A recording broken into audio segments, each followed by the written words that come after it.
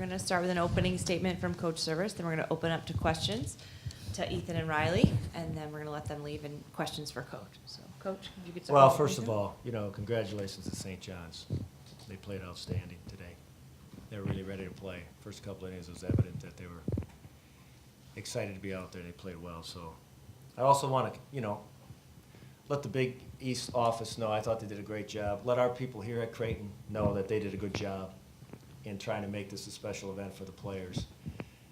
And I really felt that the last two nights. Today was a tough day. We got off to a slow start. We never really got into the game. But I really felt like the last two nights that, Big East baseball kind of showcased itself a little bit.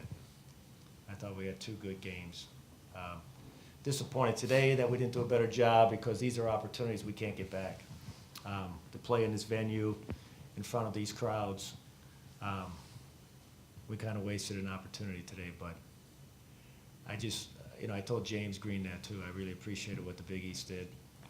And our folks really, really worked hard, especially the last couple of weeks, to make this a big deal. So I think the players, even though today it's not an easy day to reflect on that, I think eventually they'll look back and say, hey, you know what? That Big East tournament we had at TD Ameritrade was a pretty special deal. So, again, congratulations to St. John's. I hope it's a great championship game tomorrow. All right, thanks, Coach. Questions for Riley and Ethan? Matt? Matt DeMarinis, White and Blue Review. Riley, you seemed pretty locked in at the plate today. You hit the two-run shot that seemed to kind of give you guys a little bit of life when it was looking, dire there in the early parts. How big was the bases-loaded one-out situation that they were able to get out of? Because it seemed like they just cruised from that point on. Yeah, getting off to we were down, I think it was 6-0 after 2, and then luckily I got that home run to go get us on the board, and then we got a couple zeros, and then we came back and got the bases loaded. And yeah, you want to execute, but sometimes it doesn't work out, and I'm just proud of how all of our goalies fought all weekend, and it just didn't work in our favor. Matt Schumacher, Big East Digital. Riley, obviously this didn't end the way you wanted it to, but you in particular, like your team, struggled at the start of the year. You had that injury, you had to miss some time, you battled like your team battled, and then you come out here, the final tournament of your college career, and you just crush the baseball. How, obviously from a team standpoint, you wish you were playing tomorrow, but if you can, just reflect on your journey as a senior and, how happy it makes you that you were able to contribute so much this weekend, even with all that you've been through this season. Yeah, the first day of spring practice, tearing my labrum was about as bad as it could have gotten.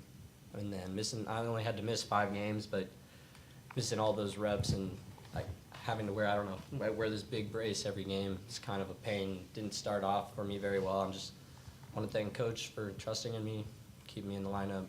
And then he kept saying it doesn't matter for these last 2 weeks if you're hitting 200, which was basically what I was.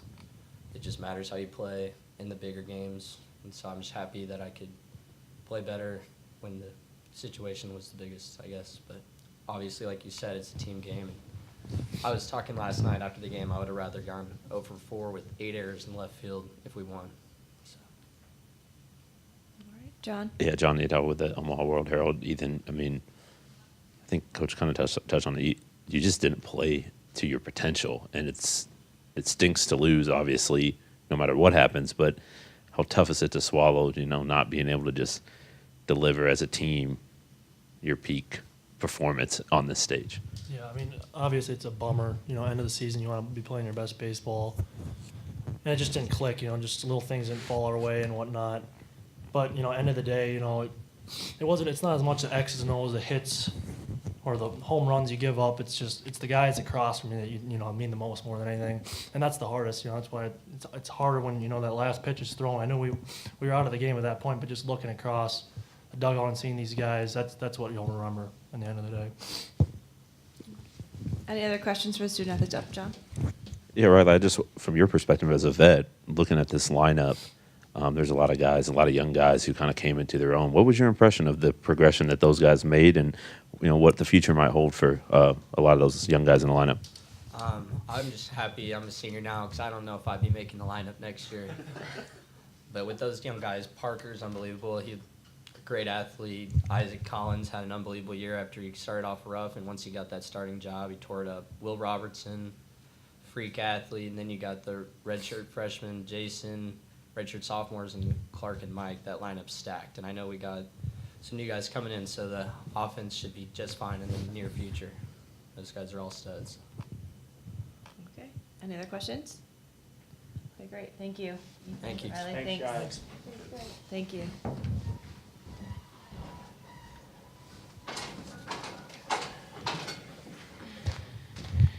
Okay, Coach, questions for Coach? Megan? Coach Megan O'Brien, Big East Digital Network. You know, you see the emotion on a guy like Riley. Just what mark has he left on this program? Well, don't give in, because he's right. He tore his labrum on the first day in practice in January, running down to first base. He had a collision with the first baseman. We're working on a bunt defensive drill, and it really took the wind out of everybody for the rest of that practice, and for us, it's a week or two. We anticipated Riley being our 5-0 hitter from the get-go. He was one of our few veteran players coming back, and to know that he wasn't going to be with us for the first month of the season, really kind of knocked us all on our heels. We had to, go into plan B, but it wasn't going well for Riley the last 2 weeks.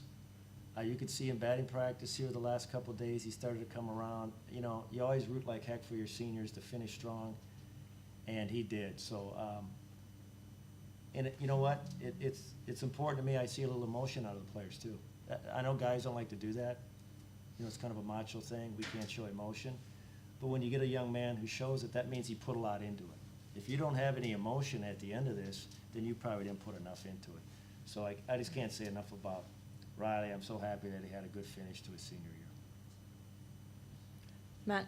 Matt? Coach, you and I talked at length before this tournament started, and you kind of talked about those long rides home from practice in the fall, wondering, man, are we going to be successful this year because of how poor the practices started. When you look back on the season, obviously you wanted to make the championship game, but the way that this young team kind of rallied together through the adversity, through the personal, fight and struggles that they had to go through, what comes to mind, and what will you specifically remember this senior class by? Well, I wish you could have seen these guys in the fall. I mean, it was a train wreck, and we're not used to seeing that. We're used to having some really quality practices in the fall. We practiced a certain way, and we just weren't able to do it. So it caused me to make some changes. We had to really change on the fly. We had to make some changes in positions to get our guys in the best position to make some plays, and then of course the season didn't start out very well either. So, and you worry sometimes about a young group because they haven't ever won, so they don't even know what it takes to do that. And for them to come back from that start to win 11 in a row in the middle of the season, to really see the senior leadership. I can't say enough about Dave Gerber too. Dave should be up here today too. This guy's just a special guy.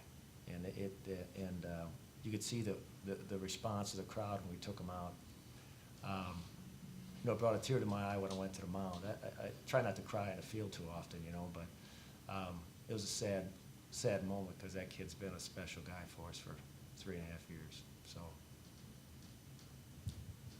Matt? Coach, I guess, sorry to go back to the game after that, but when you're watching the first couple innings and you're kind of seeing, like, free bases are a big deal with this program, and you're seeing the errors and the wild pitches and the walks, what's kind of going through your head as you kind of see it unraveling that early in the game? Yeah, it got sped up for the guys a little bit, and I was hoping that Jeff, who's really kind of probably hit a dead arm period the last couple times out, just didn't have stuff.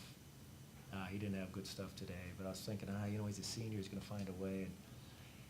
And his defense didn't help him either. When he did make a decent pitch, we didn't help him much. But I feel bad for him because you would like to have seen him do a much, much better job today because he really had some great starts for us throughout the season, but today wasn't one of them for him. And sometimes at this time of year, those pitchers log a lot of innings. Sometimes they hit the wall. But, we just can't play that way.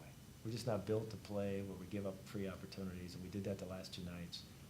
I found it interesting. We struck out 14 hitters last night, which is a lot. Today we struck out none. That's the crazy thing about baseball. I mean, it makes no sense.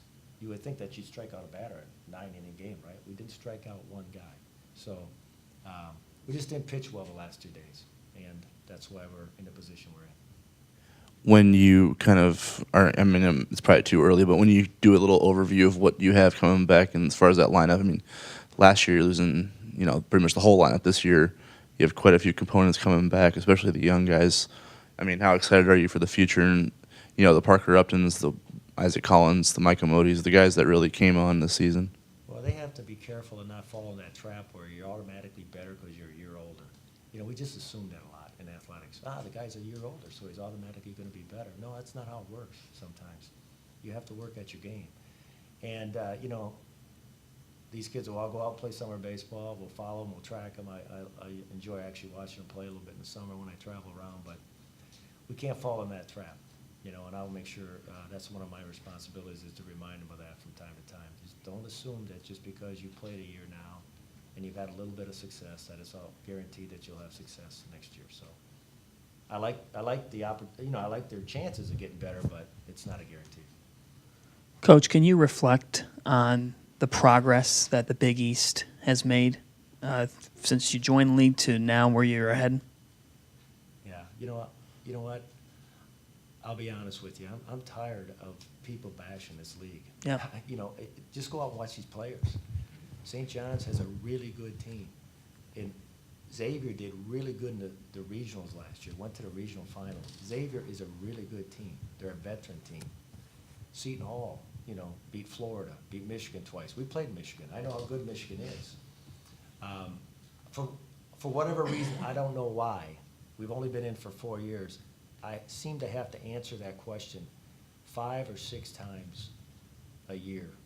And the conference is ranked 10th in the country out of 32. It's about time some people look at it and say, hey, it's not a one-bid situation. There's quality teams in there. The other teams are getting better. They're making some coaching changes. The Butler team could have easily been here as well. So I don't know.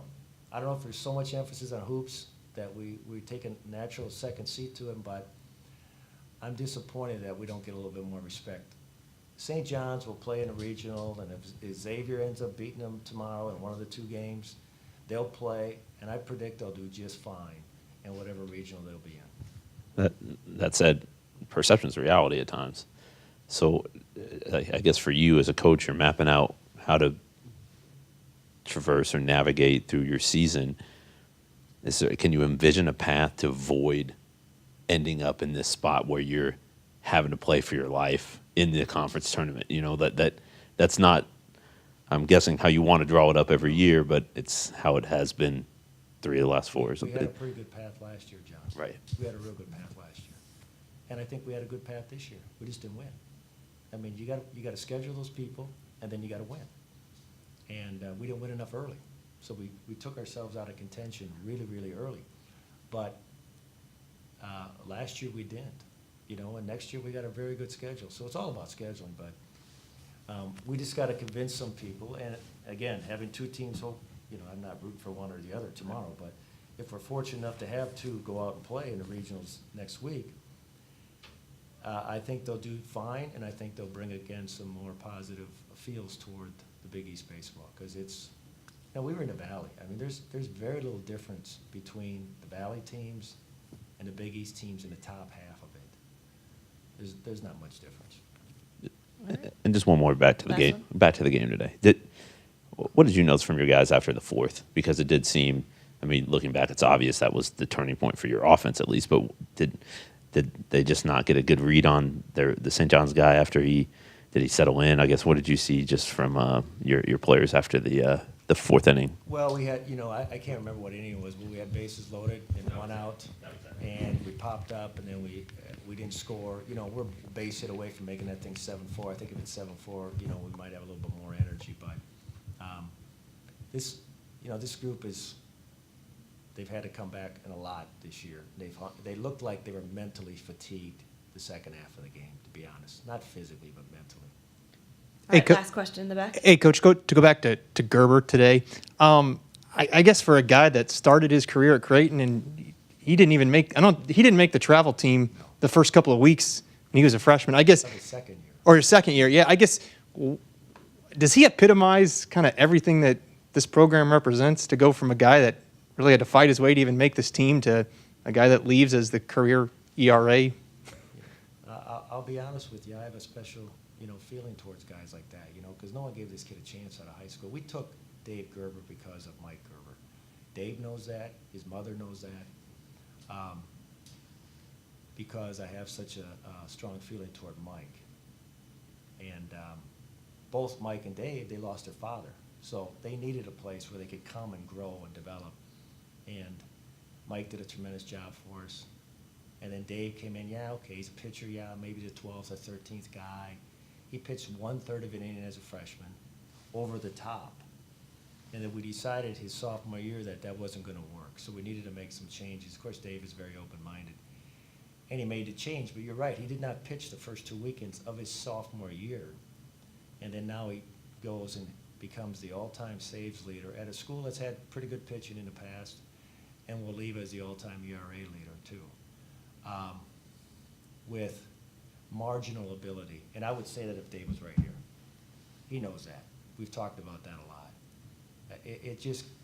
It's what a coach really enjoys. This is why you enjoy coaching, to work with guys like Dave Gerber, who comes above and beyond what he's supposed to do. So, Thank you, Coach. you bet. Thank you. Thank you. Thanks, everybody.